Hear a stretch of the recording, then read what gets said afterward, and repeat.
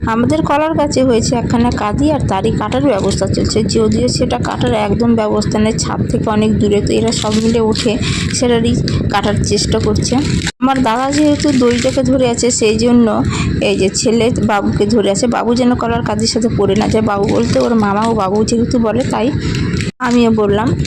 কেটাতে দিয়েছে, এবার নামার ব্যবস্থা চলছে, তো আমি বললাম একটা চেয়ার নিয়ে এসে তার উপর দাঁড়িয়ে সেটাকে ধর, উপর থেকে দড়িটা খুললে পরে সেটা আস্তে আস্তে নেমে আসবে।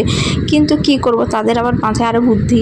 এবার তার মধ্যে আরেকখানা দড়ি বেঁধেছে, সেই দড়িটাকে বেঁধে সেটাকে নামানোর চেষ্টা করছে, কিন্তু সেটাই করতে গিয়ে দড়িটি কিন্তু ছিঁড়ে পড়ে যায়। যদিও আগের দড়িটি বেশ শক্ত ছিল, এই দড়িটি না বাঁধলে আর খুলে পড়তো না।